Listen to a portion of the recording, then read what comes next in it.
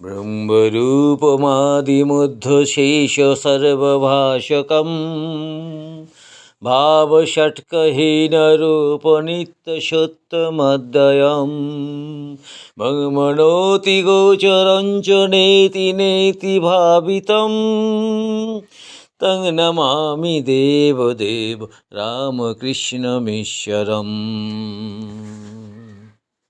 ঠাকুর শ্রী শ্রী রামকৃষ্ণ, শ্রী শ্রী মা এবং স্বামী বিবেকানন্দকে আমার ভক্তিপূর্ণ প্রণাম জানিয়ে রামকৃষ্ণ কথামৃত থেকে আজকের পাঠ শুরু করছি। প্রথম খণ্ডের দশম পরিচ্ছেদের শেষ অংশে পড়েছিলাম গত এপিসোডে ঠাকুরকে মাস্টার বলছেন যে তিনি ঠাকুরের গান শুনতে চান। তখন ঠাকুর তাকে বলছেন, তবে এক কর্ম করো, আমি বলরামের বাড়ি কলিকাতায় যাব, তুমি যেও, সেখানে গান হবে। মাস্টার: যে আজ্ঞা। শ্রীরামকৃষ্ণ: তুমি জানো বলরাম বসু? মাস্টার: আজ্ঞে না। শ্রীরামকৃষ্ণ: বলরাম বসু বোসপাড়ায় বাড়ি। মাস্টার: যে আজ্ঞা, আমি জিজ্ঞাসা করব।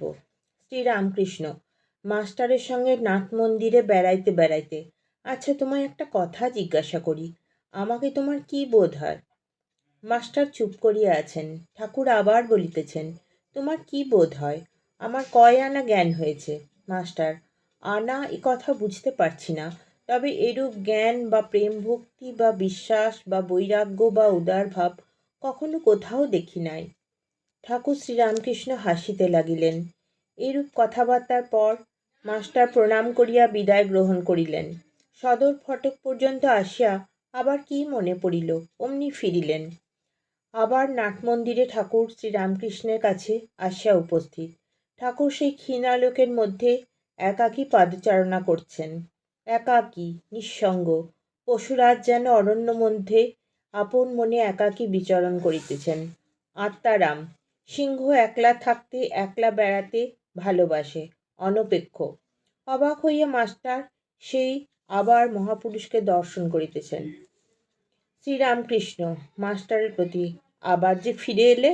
মাস্টার: আজ্ঞা, বোধ হয় বড় মানুষের বাড়ি, যেতে দেবে কি না তাই যাব না ভাবছি, এইখানে এসেই আপনার সঙ্গে দেখা করব।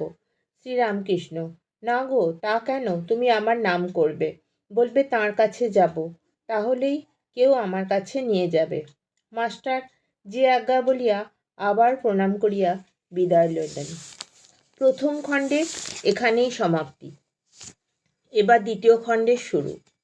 প্রথম পরিচ্ছেদ।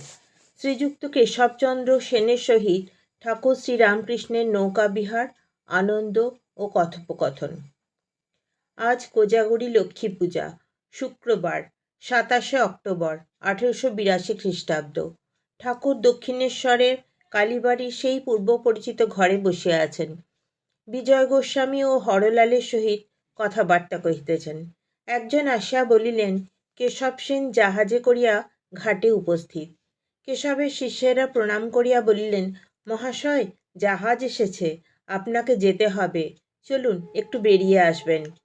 কেশববাবু জাহাজে আছেন, আমাদের পাঠালেন। বেলা 4টে বাজিয়া গিয়াছে। ঠাকুর নৌকা করিয়া জাহাজে উঠিতেছেন, সঙ্গে বিজয়।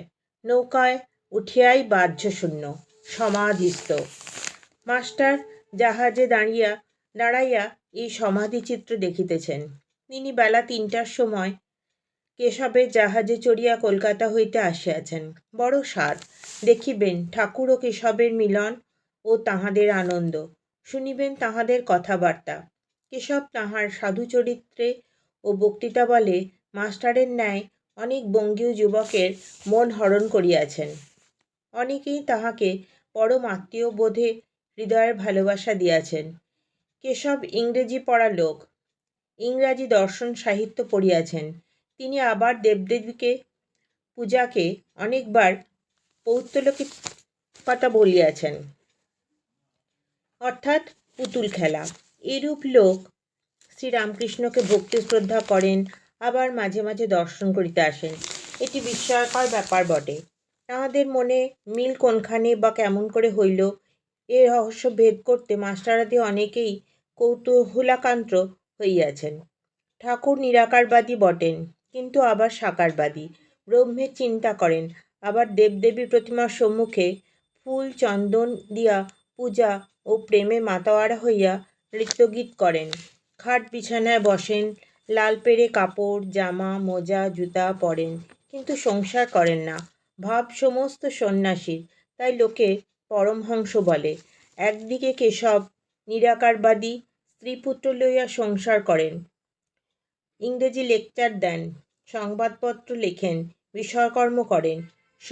সমবেত কেশব প্রমুখ ব্রাহ্মভক্তগণ জাহাজ হইতে ঠাকুরবাড়ির শোভা সন্দর্শন করিতেছেন। জাহাজের পূর্ব দিকে অনতিদূরে বাঁধা ঘাট ও ঠাকুরবাড়ির চাঁদনি। আরোহীদের বাম পার্শ্বে চাঁদনির উত্তরে দ্বাদশ শিব মন্দিরের ক্রমান্বয়ে 6 মন্দির, দক্ষিণ পার্শ্বেও 6 শিব মন্দির। শরতের নীল আকাশ চিত্রপটে ভবতারিণীর মন্দিরের চূড়া ও উত্তর দিকে পঞ্চবটী ও ঝাউ গাছের মাথাগুলি দেখা যাইতেছে। বকুলতলার নিকট একটি ও কালীবাড়ির দক্ষিণ প্রান্তভাগে আরেকটি নহবতখানা। 2 নহবতখানার মধ্যবর্তী উদ্যান পথ, ধারে ধারে সারি সারি পুষ্পবৃক্ষ। শরতের নীলাকাশের নীলিমা জাহ্নবীতলে প্রতিভাসিত হইতেছে। বহির্জগতে কোমল ভাব, ব্রাহ্মভক্তদের হৃদয় মধ্যেও কোমলাভাব। ঊর্ধ্বে সুন্দর সুনীল অনন্ত আকাশ, সম্মুখে সুন্দর ঠাকুরবাড়ি, নিম্নে পবিত্র সলিলা গঙ্গা, যাহার তীরে আর্য ঋষিগণ ভগবানের চিন্তা করিয়াছেন। আবার আসিতেছেন একটি মহাপুরুষ, সাক্ষাৎ সনাতন ধর্ম। এরূপ দর্শন মানুষের কপালে সর্বদা ঘটে না। এরূপ স্থলে সমাধিস্থ মহাপুরুষে কাহার ভক্তি না উদ্রেক হয়, কোন পাষাণ হৃদয় না বিগলিত হয়। আজকের পাঠ এই পর্যন্ত। আপনাদের সকলে আমার নমস্কার জানবেন।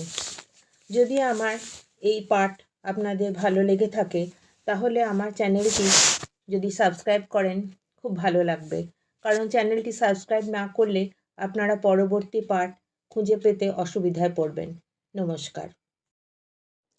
ধর্মহানহারকং তধর্ম কর্ম বারকং লোকধর্মচারণঞ্চ সর্বধর্মকোবিদম ত্যাগি গেহি সব্য নিত্য পাবনং হৃপঙ্কজম ত্বং নমামি দেবদেব রামকৃষ্ণমীশ্বরম